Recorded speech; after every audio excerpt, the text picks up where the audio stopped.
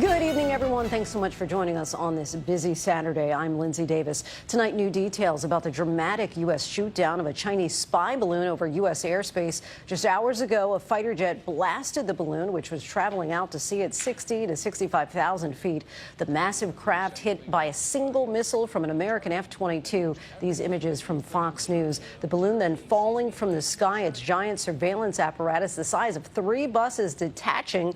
The balloon itself slowly drifting down from the sky into U.S. territorial waters. The hunt is now on to recover what's left of that balloon, in particular its surveillance apparatus. President Biden said that he gave the order on Wednesday for the balloon to be shot down, and it was decided the best time would be when the balloon was over open water. Officials say that they collected intelligence as the balloon traveled over the continental U.S., at times over sensitive military sites and then out to sea. Tonight, U.S. Navy and Coast Guard ships have established a security perimeter in the ocean as they hunt for debris. Retired Marine Colonel Steve Ganyard will be here with what they hope to find. But first, ABC's Elwin Lopez leads us off from North Carolina. Tonight, the dramatic moment a U.S. military fighter jet shot down that Chinese spy balloon off the coast of South Carolina. Holy Pentagon officials saying an F-22 jet punctured the aircraft with a single missile, separating the payload about the size of 3 buses from the balloon and plunging them 60,000 feet into the Atlantic Ocean.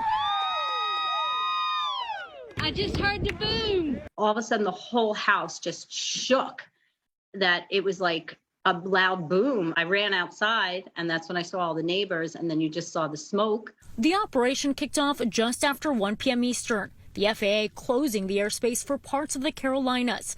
Due to national security, all aircraft are instructed to land as soon as possible. About 90 minutes later, that jet successfully taking out the balloon. A senior U.S. official confirming to ABC News that the Chinese aircraft was shot down and crashed in U.S. territorial waters. President Biden, who personally approved the operation, crediting the military for carrying out the mission safely. Order the Pentagon to shoot it down on Wednesday as soon as possible without doing damage to anyone on the ground. They decided that the best time to do that was when it got over water. The enormous balloon drifted for days, first entering American airspace over Alaska, then making its way southeastward over Montana, Missouri, and the Carolinas. There it is, right above our neighborhood in upstate South Carolina. The U.S. waiting for it to clear populated areas before taking it down. Beijing insisting the balloon is a civilian aircraft used mainly for weather research, claiming it had seriously deviated from its scheduled route and that they had limited ability to control it. The Pentagon dismissing that explanation. Secretary of State Blinken even scrapping his planned trip to China.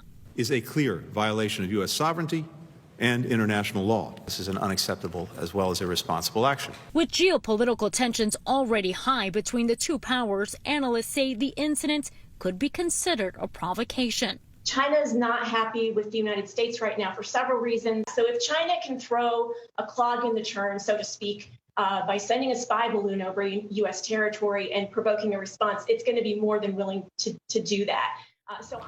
Relations were already strained, and now this. Elwin joins us now from Wilmington, North Carolina, where one of the airports was briefly shut down today. And Elwin, we're learning that U.S. military assets are already at the balloon site. That's right, Lindsay. The Navy and the Coast Guard are securing a perimeter to collect that debris with unmanned vehicles and divers. Pentagon officials say that the water where the balloon came down is fairly shallow. They expect recovery operations to be short. Lindsay.